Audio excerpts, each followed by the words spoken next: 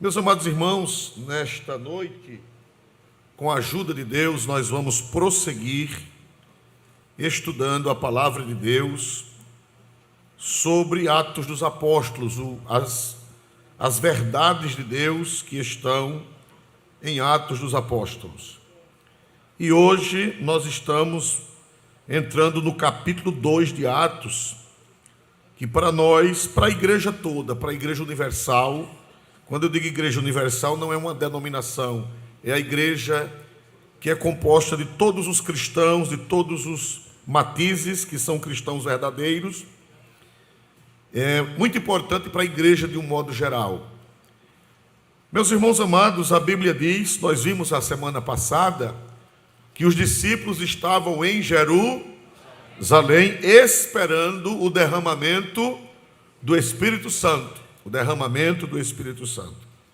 E meus amados irmãos, a Bíblia diz que 10 dias depois da ascensão de Jesus, quando Jesus subiu para o céu, fazia 40 dias que ele estava ressuscitado. Depois de ressuscitado, o Senhor Jesus passou 40 dias aqui na terra. E depois dos 40 dias ele subiu ao céu e mandou que os discípulos ficassem em Jerusalém, até que lá do alto fossem revestidos de quê, meus amados irmãos? Revestidos de poder. Glória a Deus. E meus amados irmãos, a palavra Pentecoste é uma palavra grega que significa 50. Penter, 5, Pentecostes, Pentecoste, quer dizer no grego 50. 50 é o quê? 50 dias após a Páscoa. Quando você diz Pentecoste, etimologicamente quer dizer 50, porque era uma festa entre os judeus, 50 dias após a Páscoa. E esta festa, irmão, esta festa lembrava duas coisas. Lembrava a entrega da lei, que foi 50 dias após a primeira Páscoa, quando os israelitas saíram do Egito. Os irmãos estão lembrados? Foi matado o cordeiro, o sangue foi aspergido nas portas, e os judeus foram libertos. Deus usou Moisés os levou ao deserto, e lá no pé do Monte Sinai, 50 dias depois da Páscoa, Deus entregou a lei. Deus entregou a lei lá no capítulo 20, 19 e 20 do Êxodo. Aquele fato 19 e 20 do capítulo do livro do Êxodo aconteceu 50 dias após a Páscoa. Foi a entrega da lei.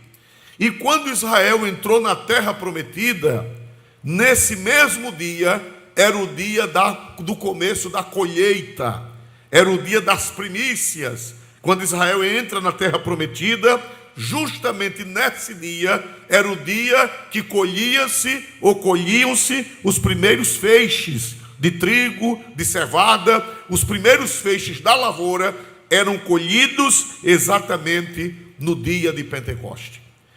No Antigo Testamento, ela era chamada Festa das Semanas, porque ainda não havia influência grega.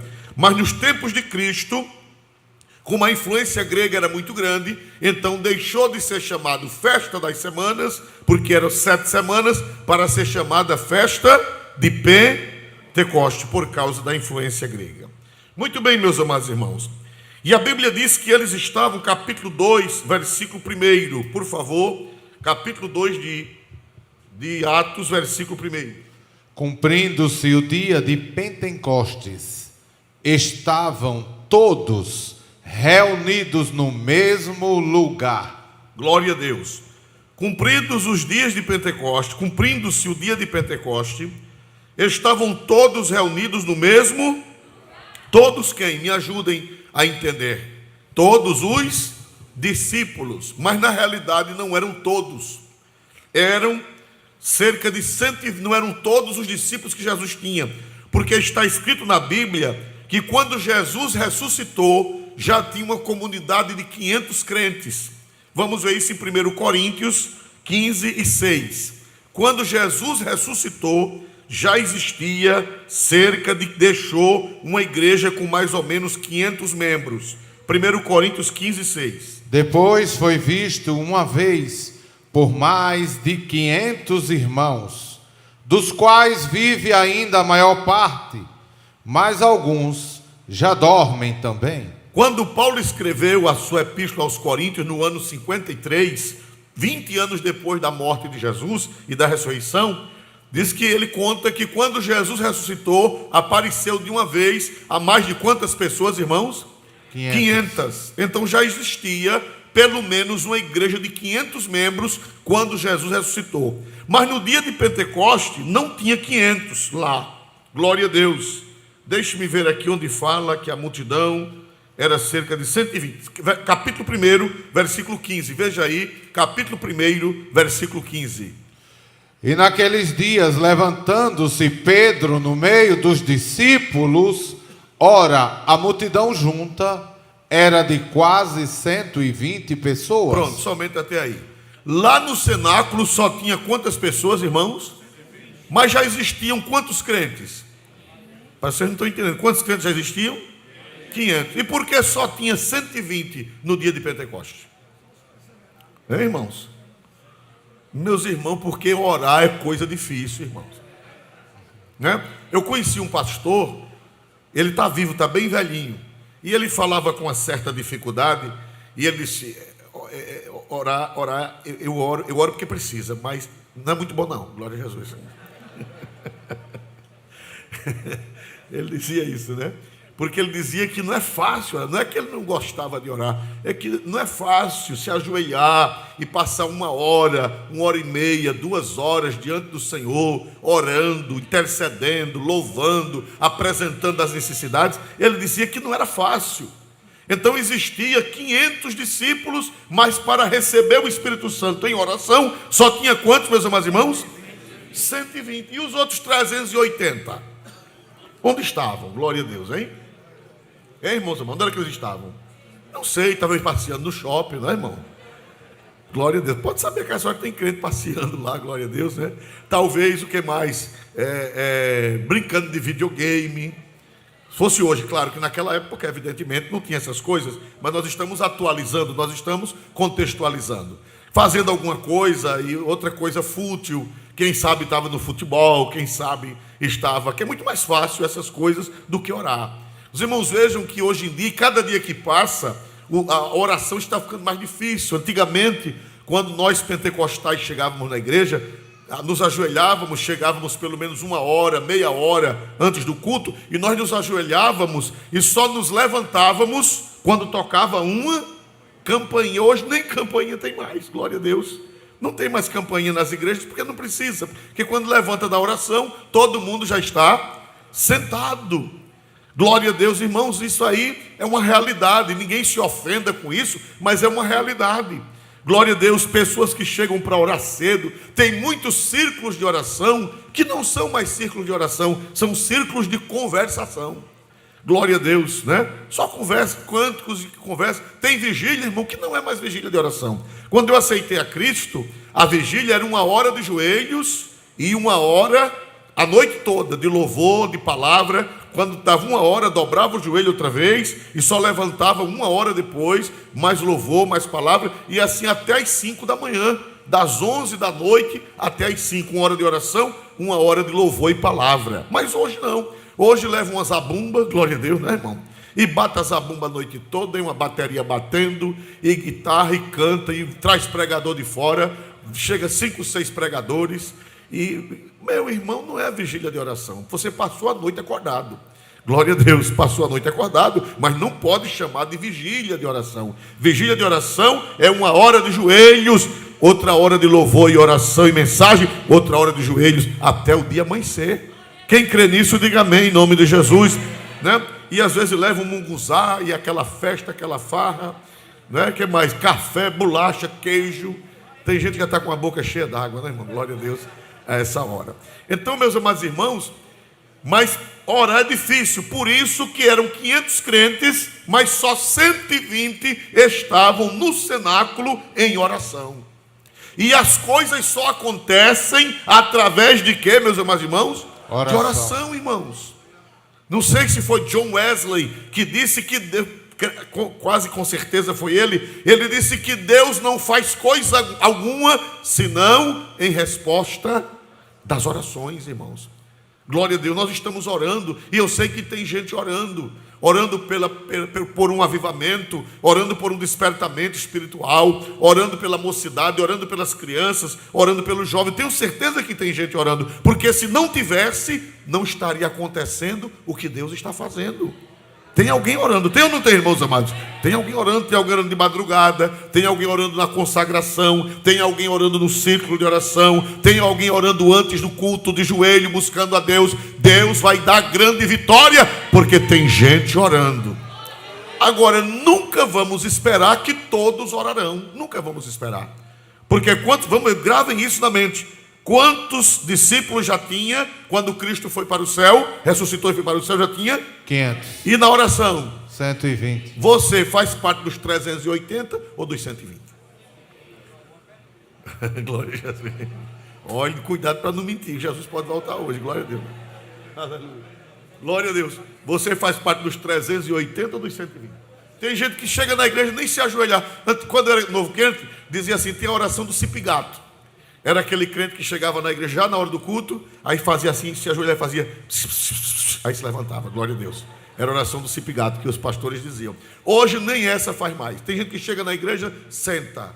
Glória a Deus, nem se ajoelha, nem invoca o nome do Senhor, nem adora a Deus, não se ajoelha mais. Chega desfilando, senta e ele está no cinema, ele está no teatro, ele está numa casa de show. Mas aqui não é casa de show. Disse o Senhor: a minha casa será chamada casa de oração. Quem pode dizer amém em nome de Jesus? Amém. Casa de oração. Então, meus amados irmãos, primeira lição que nós aprendemos é que nem todos são de oração. Mas se tiver uma pessoa orando, Deus pode fazer milagre em resposta àquela pessoa. É porque não está no meu script, mas os pastores devem lembrar que a Bíblia diz que Deus procurou um homem que estivesse na brecha. Quem lembra desse versículo? É Ezequiel? Quem lembra da referência bíblica? Ezequiel diz que procurei um homem que estivesse na brecha. Deus disse que se tivesse um homem orando, se tivesse um homem com a vida consagrada, ele iria atender. Mas diz que não achou nenhum homem. Hein? Muito bem, está aí Ezequiel 22:30. Muito obrigado, parabéns. Quando não merece um gato, eu dou os parabéns. Glória a Deus. Aleluia. Então, olha aí, leia por favor, pastor, está na tela, por gentileza. E busquei dentre eles um homem que estivesse tampando o muro e estivesse na brecha perante mim por esta terra, para que eu não a destruísse. Mas a ninguém achei. Eita, irmãos. Será que se Deus procurar aqui, vai achar uma pessoa de joelhos tapando a brecha? Será que vai achar? Hoje aqui ele acha? Quantas pessoas chegaram aqui a uma hora antes de levantar da oração?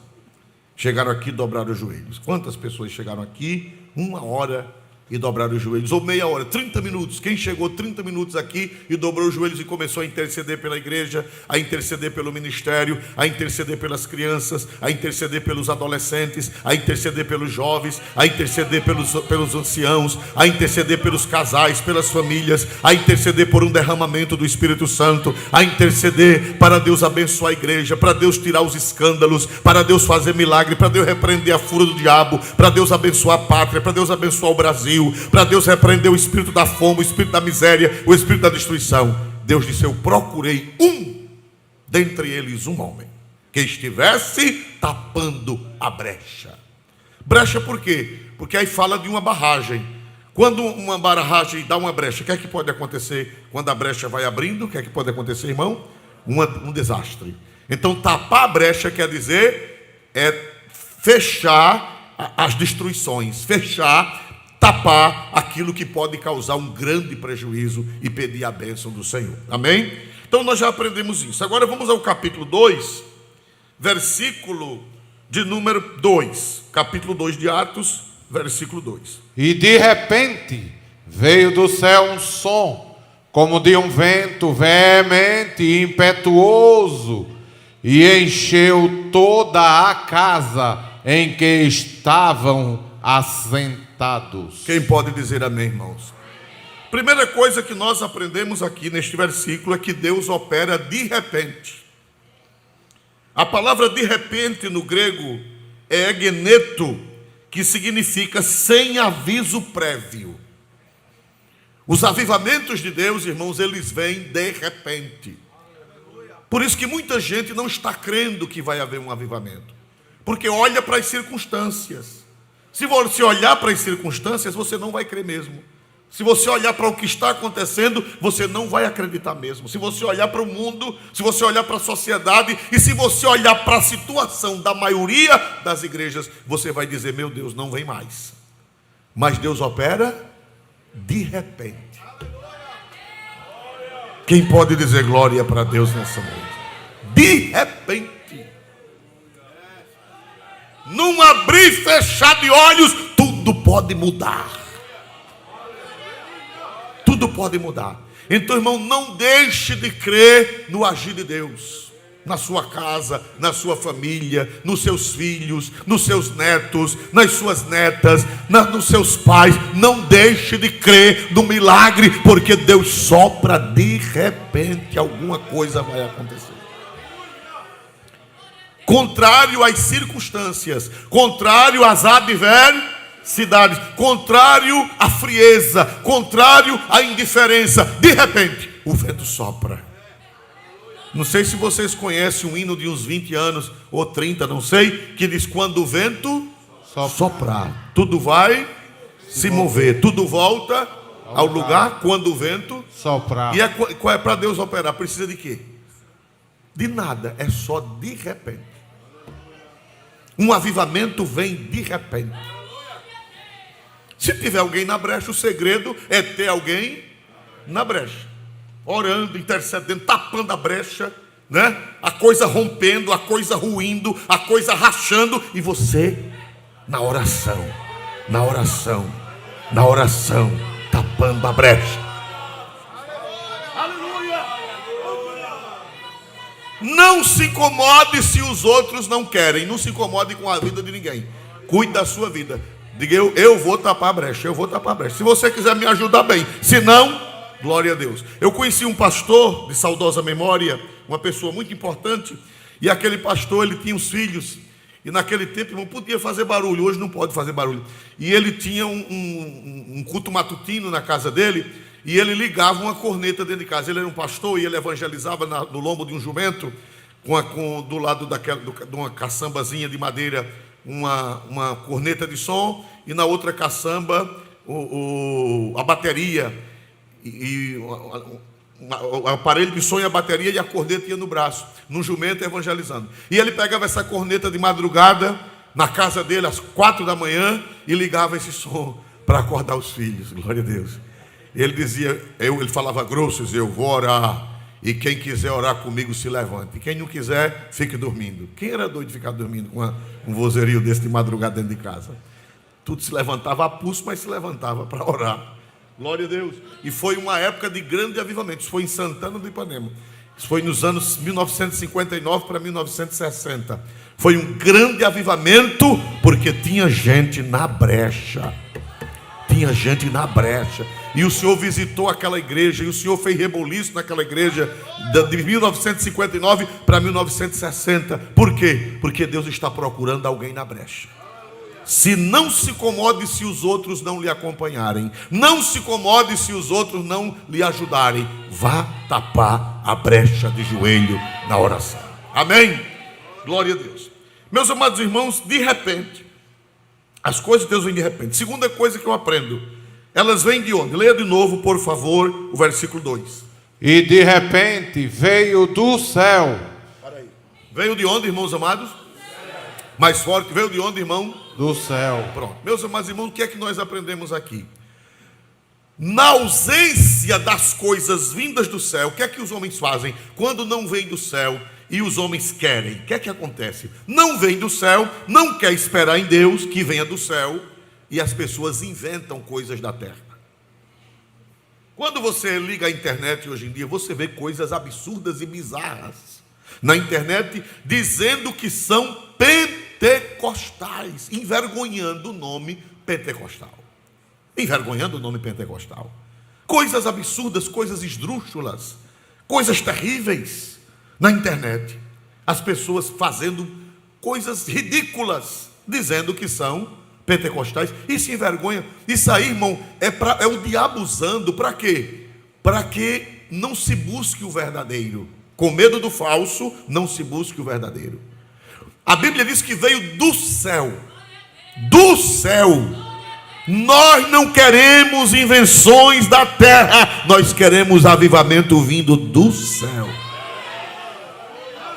E o pior que tem crente sem sabedoria, que em vez de esperar o do céu, sai procurando os da terra. Invenções, por aí afora. E vai para uma igreja, e vai para outra, e vai para um... Meu irmão, espere pelo do céu. Aleluia. Eu prefiro esperar pelo do céu de que inventar coisas. Inventar marmotagens, inventar coisas ridículas. Vamos esperar pelo céu. Agora, irmão, quando é do céu é bonito. Quando é da terra é feio. Quando é da terra é ridículo. Mas quando é do céu, até um grito, glória a Jesus, ele fica bonito. Pastor, e dá para discernir o que é de Deus e o que não é de Deus? Dá para discernir? Dá um dos irmãos amados. Não está no script, por favor, Salmo 76 e 10. Pode colocar na tela. Salmo 76 e 10. Glória a Deus. Não, perdão. Salmo 76 e 1. Acho que foi equívoco meu. Salmo 76 e 1. Conhecido é Deus em Judá. Pare até aí, por favor. Conhecido é Deus onde, meus irmãos? Em Judá. Quer dizer que quando as coisas são de Deus, são conhecidas. E quando não são de Deus, também é conhecido. Conhecido é Deus em Judá. Aleluia. O maior dom não é o dom de falar línguas. O maior dom não é o dom de profecia. Eu acredito que o maior dom é o dom de discernimento. Porque se você não tiver o dom de discernimento, você perde todos os outros dons. Perde o dom de discernimento. Eu estava em um culto. A gente conhece quando é Deus e quando não é Deus. A igreja, interessante que a igreja sabe. Tem alguns meninos que não discernem, que não conhecem, mas a igreja conhece. Eu estava em um culto em 1986, em uma cidade, e eu estava em uma escola dominical, quando Deus usou uma irmã em profecia por uns 4 minutos. Mas Deus falou, Deus usou aquela irmã. Deus usou ela em profecia de Deus e toda a igreja gemia, entendendo que era Deus falando e eu entendendo que Deus estava falando. Depois de 4 minutos, Deus terminou de falar. Aí a irmã achou bonito e continuou mais 15 minutos. Mas só todo mundo entendeu que Deus só falou 4. E ela acrescentou mais 15. E todo mundo viu que não era mais Deus, porque conhecido é Deus na Assembleia de Deus. Não venha com marmotagem, porque a igreja conhece quando é Deus e quando não é. É o dom de discernimento. Discernir quer dizer entender, compreender, distinguir o que é de Deus e o que não é, irmão. Então nós vamos esperar no Senhor. O som vindo do céu, de repente veio do céu, não produzido por engenhos humanos, não produzido por sagacidade humana, para ser batizado com o Espírito Santo, dê glória, dê glória, dê glória, encarcar na cabeça da pessoa e balançar, a pessoa fica meio doida e termina, não faça isso não, quero não aqui. Assanha o cabelo da pessoa e arriscado arrancar o couro cabeludo. Não. Para Jesus batizar com o Espírito Santo, não precisa agitar a cabeça de ninguém. Está certo, irmãos amados? Está certo? Não. Vem do céu. Aleluia! Vem do céu. Vem do céu. Sem agonia, sem atropelo, sem dar rasteira no povo para o povo cair. Tem outros que botam o dedo assim na testa da pessoa, assim. Aí dizem, eu não sei, diz que se apertar muito aqui, a pessoa fica meio zonza e cai. Glória a Deus. Aí encarca na testa da pessoa e vai derrubando. Uma vez, tem 2 irmãos aqui de uma cidade, eles estão aqui, eu os vi entrando na igreja. Eles não lembram dessa história que foi antes deles. E um irmão, chegou uma pessoa de outro estado derrubando o povo. E botava o dedo na testa, derrubava, pão, era tanta gente caindo. E tinha um irmão que era muito sério, e o pregador disse: olha, quem não caía porque está cru, quem não caía porque está incrédulo. Aí chegou na testa do irmão era um presbítero, aí encarcou e o irmão caiu. Quando terminou, o irmão disse: irmão, o senhor caiu? Esse caiu, meu irmão. Caí. Ele disse: mas o senhor acredita nisso? Não. E por que o senhor caiu? O homem disse que quem não caísse era cru. Eu, para não ser cru, caí. Glória a Deus.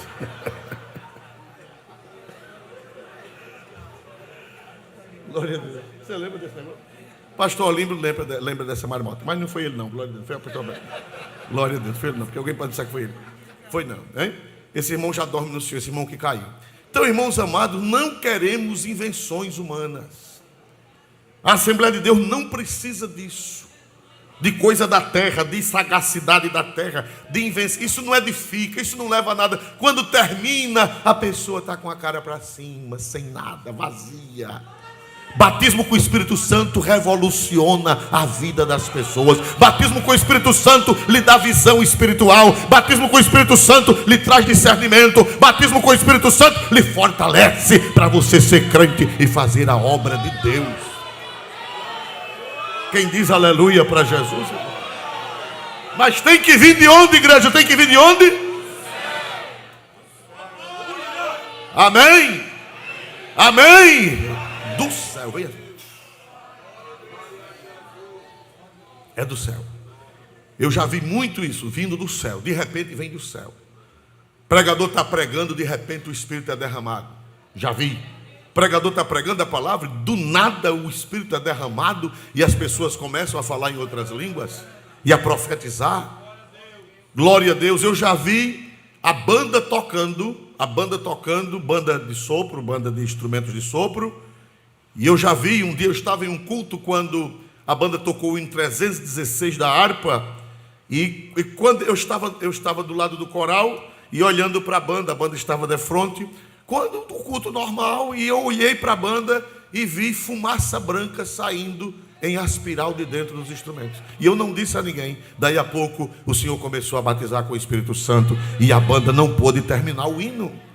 Eu já vi banda eletrônica, banda que naquele tempo chamava conjunto eletrônico, era chamado conjunto. Eu já vi conjunto eletrônico naquela época de guitarras e baixo começar a tocar e só tocar até a metade do hino. Porque de repente desceu do céu um vento veemente, impetuoso, que encheu a casa. Quem dá glória para Jesus é do céu. Eu quero coisa do céu e não fabricado pelos homens. Dá para dizer aleluia, igreja? Dá para dizer aleluia, igreja? Veio do céu. Não houve manipulação, não houve invenção, não houve marmotagem, não. Veio de onde, meus amados irmãos? Do céu, um vento. Veio do céu um som, como um vento veemente e impetuoso. Como um vento, não era um vento, era como. As coisas de Deus, elas são comparações, elas são metáforas, elas vêm como um vento veemente e o que, meus amados irmãos? Impetuoso. Não é que o Espírito Santo é um vento, é como no batismo de Jesus, o Espírito Santo apareceu em forma de quê? Não é que o Espírito Santo é uma pomba, ele apareceu em forma. Não é que ele é uma pomba, né? Senão qualquer pomba voando, você diria que era o Espírito Santo. Não, o Espírito Santo não é uma pomba. Ele apareceu com o formato de uma pomba, que não dá tempo de explicar o motivo pelo qual ele apareceu em forma de pomba. Então veio do céu um som como de um vento veemente, impetuoso, que encheu o que, meus amados irmãos? Encheu toda a casa em que estavam assentados. Amém? Amém?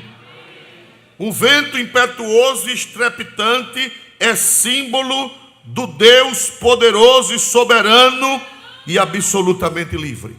Porque a palavra espírito no grego é pneuma. Espírito é pneuma. De onde vem em português a palavra pneu? Você anda no carro e o carro tem 4 pneus. Por que aquela roda é chamada pneu? Porque ela é cheia de ar comprimido. Ela é cheia de vento. Por isso que ele leva o nome de pneu. Porque a palavra pneuma, no grego, é espírito. O espírito é a mesma palavra que se usa para vento. E no hebraico é ruach. Ruach. Lá no livro de Gênesis diz assim: o Espírito de Deus se movia sobre as águas. E ali no hebraico é ruach. Os irmãos que entendem de hebraico me explicaram isso. Ruach, que é um vento forte, não é uma brisa suave, é um vento forte, é um vento que é arriscado secar as águas, é arriscado abrir o mar. Esse vento é forte. O ruach de Deus, o Espírito de Deus se movia sobre as águas. Então o Espírito Santo, ele vem como vento, ele vem como fogo, ele vem como pomba. Ele não é pomba, ele não é fogo, ele não é vento, ele vem como. A ação dele é como. Por sinal, existe uma seita que diz: o Espírito Santo não é uma pessoa, porque ele é uma pomba, ele é o vento. Não, deixe de ser tão soberbo. O Espírito Santo nem é vento, nem é pomba, nem é fogo. O Espírito Santo, ele age como? Vem um som veemente, impetuoso, como um vento. Glória a Deus. Então, meus amados irmãos, por que o Espírito Santo, ele veio com essas manifestações? Por que o Espírito Santo veio com essas manifestações? Glória a Deus. E meus amados irmãos, eu achei aqui Agostinho, o grande teólogo do século V, Santo Agostinho, ele dizia: nós temos 5 sentidos, e Deus manda fenômenos sensíveis, audíveis e visíveis. Como nós somos seres humanos e temos os 5 sentidos, Deus se utiliza de coisas que toquem os nossos sentidos. O som tocou o quê? Veio do céu um som. Um som tocou o quê? Nos 5 sentidos dele. Qual foi o sentido que foi usado? A audição. Veio um som. Como um vento veemente. Mexeu em quê? O vento veemente. Eles sentiram onde? O vento veemente. No corpo. Como um vento no toque, né? No toque, no tato, né? Do tato. Eles sentiram como um vento veemente impetuoso. E apareceram línguas, foram vistas por eles, línguas repartidas como o que, irmão? De fogo. E qual foi o órgão do sentido que atuou? Então, no Pentecostes, Deus usou 3 órgãos dos sentidos. Ele usou o tato, para você sentir o vento. Ele usou a audição, para ouvir o som. E ele usou o que mais, meus amados irmãos? A visão, para ver as línguas repartidas como que de fogo. E depois ele usou a boca para falar as línguas estranhas. Então, irmãos amados, o fogo é símbolo metafórico da presença de Deus. Isso está em Êxodo. Eu não vou ler para não tomar tempo. Mas quando Deus falou com Moisés, quando Deus apareceu a Moisés, ele apareceu em que forma de quê? Chama de quê, irmãos? De fogo. Deus falou com Moisés de uma sarça que ardia em fogo. O fogo representa Beda, que foi um servo de Deus britânico, conhecido por São Beda, que era um comentarista bíblico. Beda disse: o fogo representa a abundância da graça, pois como uma chama pode acender inúmeras lamparinas, assim o Espírito Santo em nós. Um crente incendiado, um crente com o fogo do Espírito Santo, o fogo fala de abundância. Porque, por exemplo, se todo mundo aqui tiver um candeeiro na mão apagado, para acender todos esses candeeiros, todo mundo aqui tivesse com uma candeia na mão apagada, para acender esses candeeiros bastava o que aqui hoje? Bastava o que hoje aqui para acender todos esses candeeiros? Uma chama, uma tocha, um candeeiro aceso. Um candeeiro aceso transmite fogo para 1000 candeeiros. Interessante que o candeeiro que passa o fogo dele não diminui. Ele acende 1000 candeeiros e o fogo dele não diminui, continua a mesma chama. Quem diz amém em nome de Jesus? Porque é que o Espírito Santo é como fogo, é como línguas repartidas como que é de fogo, as quais pousaram sobre cada um deles, para por onde fosse do Espírito Santo. O que é que vai acontecer, irmão? Se cada crente aqui tiver uma lâmpada acesa, uma lamparina acesa do fogo do Espírito Santo, vai incendiar o mundo, irmãos. Vai incendiar o mundo. Porque é que o mundo não está sendo evangelizado? Por que é que está havendo frieza? Por que é que está havendo apostasia? Por que é que está havendo o abandono da fé? Por que é que está havendo tanta tragédia? Por quê? Porque está faltando pessoas com fogo. Porque uma vela acesa acende 1000 velas, e o fogo da primeira vela continua o mesmo. Um candeeiro aceso acende 1000 candeeiros apagados, e o fogo do primeiro candeeiro continua o mesmo. Fogo na Bíblia fala de abundância. Glória a Deus. Cirilo de Jerusalém, que foi um patriarca daquela igreja no século V, ele dizia, esse fogo também é para queimar os restos do mal. Aleluia. Queimar os restos do mal. Todos nós, irmãos, mesmo crentes, nós ainda temos restos do mal. E o que é que o fogo faz? O que é que o fogo faz? Queima. Tem um hino na harpa que eu canto quase todos os dias no meu devocional. Não é todo dia, mas quase todo dia o Espírito Santo me lembra dele. É o 291 da harpa, que diz assim, 290. Ó Senhor, nós esperamos que escute a oração. Nós teus servos já clamamos com humilde coração. Teu Espírito vem, derrama sobre cada coração, e no crente que a ti clama, vem, confirma a petição. Prossiga. Deixa o fogo do Espírito se nos corações arder, para que tudo que é finito jamais possa se reter. A outra estrofe. Ó Senhor, me purifica.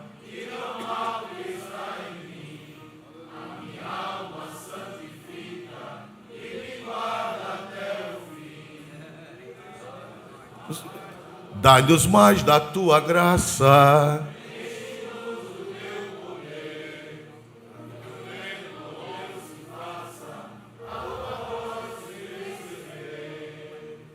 Espírito vem, derrama sobre cada coração, e no crente que a ti clama, vem, confirma a petição.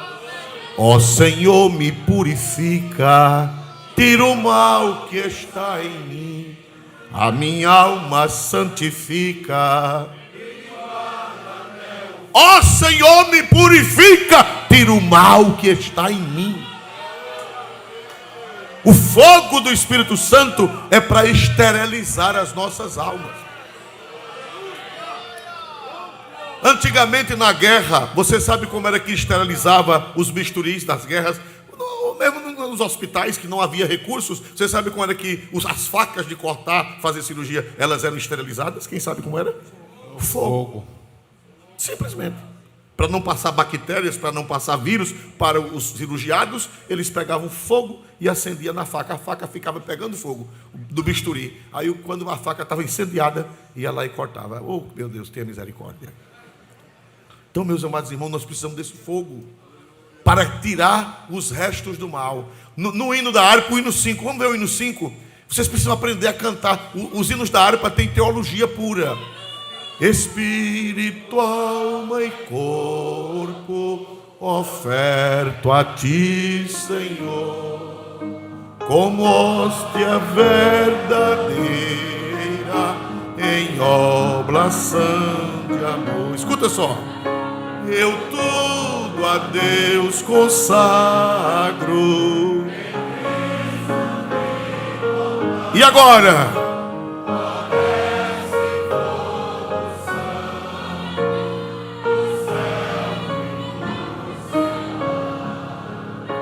A terceira estrofe. Espírito divino. Espírito divino do Pai, a promissão. Sedenta alma pede a ti a santa unção. Eu tudo.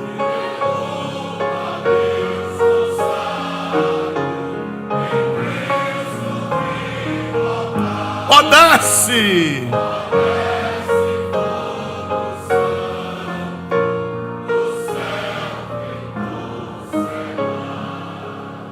Desce fogo santo. Por Porque foi que o Espírito Santo no dia de Pentecoste, ele veio em forma de fogo para queimar os restos do mal, para queimar o que tem em nós que ainda não agrada a Deus. Porque foi, o fogo não veio, interessante, o fogo veio sobre quem? Onde foi que o fogo veio? Direto na língua. Vamos ver, precisamos observar tudo isso. O fogo veio direto na língua, não foi? Não, por favor, leia. E foram vistas por eles línguas repartidas, como que de fogo, as quais pousaram sobre cada um deles. Observe que a língua de fogo não veio para a língua dos apóstolos, nem dos discípulos. A língua de fogo, a labareda, como que é de fogo, ela pousou onde, meus amados irmãos? Sobre, na cabeça. O que quer dizer isso? Quer dizer que o Espírito Santo, ele pousa na mente das pessoas. Ele repousa na cabeça. Da cabeça é que através dos nervos motores, a mensagem do fogo vai para onde? Para a língua. Primeiro vem na cabeça. Quando você é batizado com o Espírito Santo, você não perde o senso. Quando você é batizado com o Espírito Santo, você não fica... Irmão, você foi batizado com o Espírito Santo? Fui. Eu não vi nada. Não, não foi o Espírito Santo. O Espírito Santo não tira a consciência de ninguém. O Espírito Santo vem e chama de fogo para a sua mente, e da mente, através dos nervos, do comando dos nervos motores, vai a mensagem para a língua, mas primeiro vem para a mente. O fogo não veio direto para a língua, o fogo veio para a mente, para a cabeça. Glória a Deus. E também vem para queimar as más ideias, para queimar os maus pensamentos e colocar novos pensamentos na nossa vida. Porque foi que veio em forma de fogo no dia de Pentecostes. Interessante, Cirilo de Jerusalém, ele diz outra coisa. No Gênesis, uma espada de fogo impedia que os homens entrassem no jardim do Éden para ter acesso a Deus. No Pentecoste veio o fogo para reabrir a porta do paraíso para que todo mundo possa entrar. No Éden, uma espada de fogo impedia que os homens entrassem no paraíso. No dia de Pentecostes o fogo veio para que as almas voltassem para o paraíso, para abrir as portas do paraíso. Leão Magno, que foi um grande homem, um grande líder cristão do século V, ele disse: assim como o Espírito de Deus pairava sobre as águas e as trevas, o Espírito de Deus veio como luz para afugentar as trevas pela palavra inflamada pelo Evangelho. Porque luz, fogo não somente aquece, mas fogo também o que, irmãos? Ilumina. O Espírito Santo, ele vem como fogo para aquecer, mas ele vem também como fogo para iluminar as mentes. Quando o Espírito Santo vem em forma de fogo, irmãos, ele ilumina as mentes. Ele aquece o coração, mas ele ilumina as mentes. As pessoas mais ignorantes, as pessoas mais brutais, as pessoas mais cegas, quando o Espírito Santo desce, quando tem um avivamento, que a língua de fogo do Espírito Santo desce, ilumina a mente dessas pessoas. Em Colônia Leopoldina, uma jovem aceitou Jesus como Salvador. Uma jovem aceitou Jesus, 1982. Uma jovem aceitou, ela hoje é esposa de obreiro. Ela hoje é esposa de um pastor que está no interior. E essa moça aceitou Jesus e a mãe levantou uma perseguição. A mãe levantou uma guerra contra a moça. A mãe deixou de dar as coisas à moça. A moça começou a padecer penúria, porque a mãe era inimiga do Evangelho. Inimiga. Isso eu conheço, o pastor Alberto conhece também. Glória a Deus. E meus amados irmãos, não sei se a irmã Mica está aqui. Irmã Mica também conhece isso.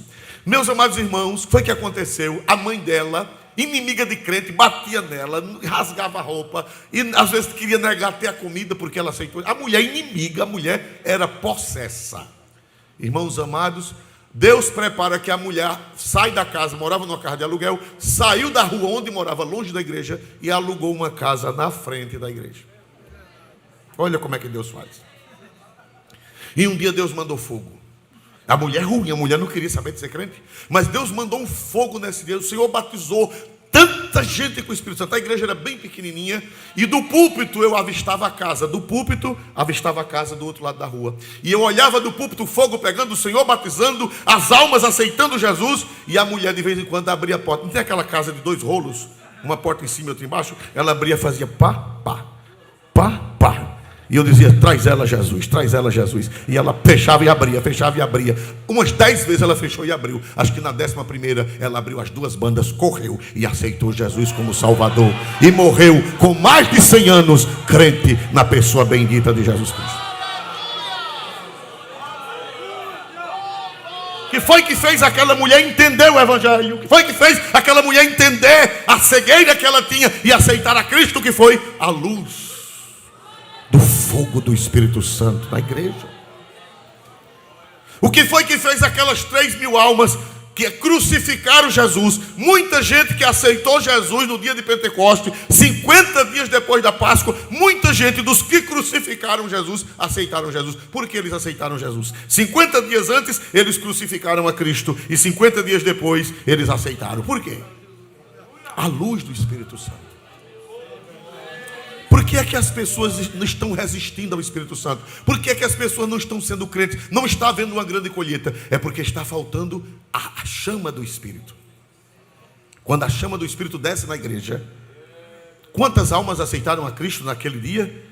Quase quantas almas, irmão? 3.000. A luz de Deus acendeu no coração do judeu. Irmão, judeu, pense num povo difícil de ser crente, é judeu. O povo judeu é muito pior do que o islâmico para ser crente. É mais fácil um islâmico ser crente do que um judeu. Porque o judeu rejeita Jesus. Eles dizem que Jesus não era o Messias. Eles querem provar que Jesus não era o Messias e eles rejeitam a Jesus. Mas quando a luz acende, quando a tocha de fogo desce, as mentes são iluminadas. Amém? Glória a Deus. Vamos para frente. E eu tenho muitos outros exemplos de quando Deus começa a operar, as pessoas elas são iluminadas em casa. Elas andam léguas para ser crente. Eu vivi uma época de avivamento no final dos anos, começo dos anos 90, no sertão. E a irmã Vaininha está aqui, ela lembra que a gente estava almoçando quando chegavam as pessoas na porta, batendo palma. E a gente ia abrir. Olha só, tem um homem que está aí, um senhor, é crente? É não. Eu deixava o almoço vir e olhar. Eram pessoas não crentes, suadas no calor de 40 graus. Pastor, eu vim do outro lado da cidade, porque eu não conseguia almoçar. Uma voz dizendo, vá aceitar Jesus como Salvador. Outras horas era noite, tomando café, e chegava gente batendo palmas na porta para aceitar Jesus. O que é isso? Quem foi que fez? É o homem que faz isso? Não é o homem, é a luz de Deus. É a luz de Deus que clareia.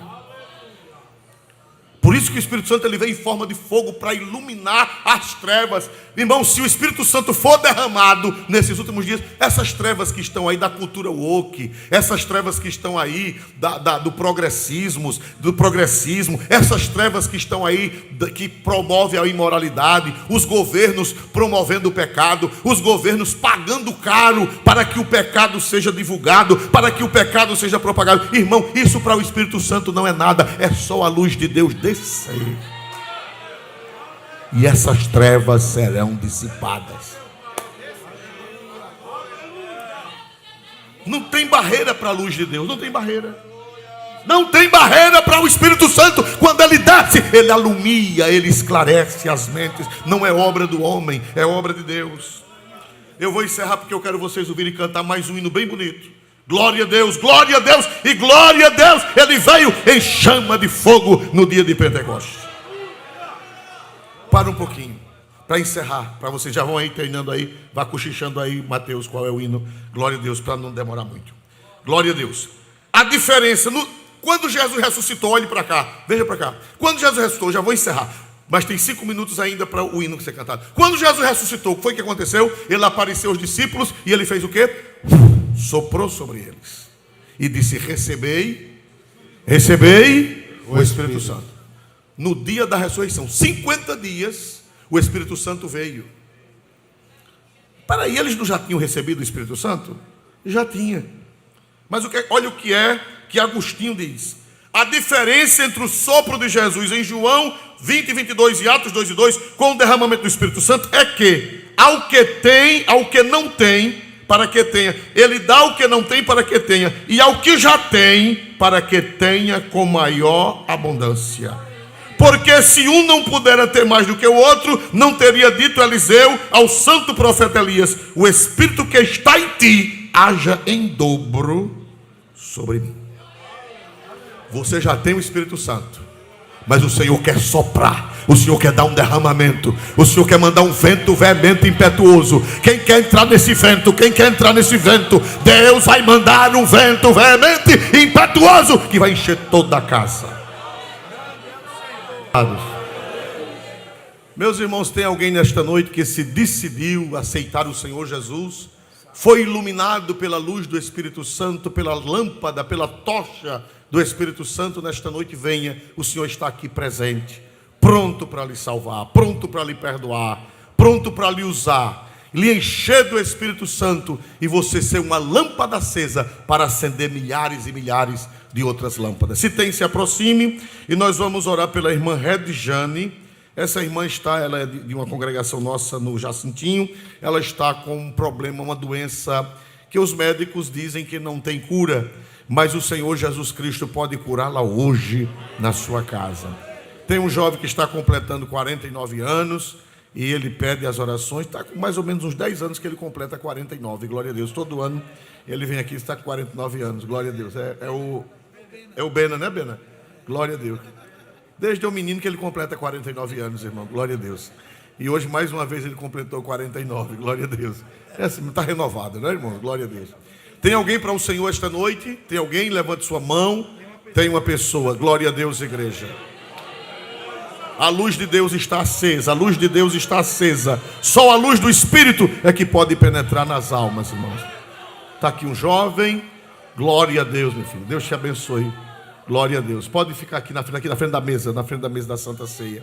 Glória a Deus. Se você é evangélico, já foi evangélico, estava afastado, seus pais são cristãos, são crentes, glória a Deus. Amém. Vamos orar por esse jovem. Meu filho, peça perdão e o Senhor vai te batizar. Tu já eras batizado no Espírito Santo?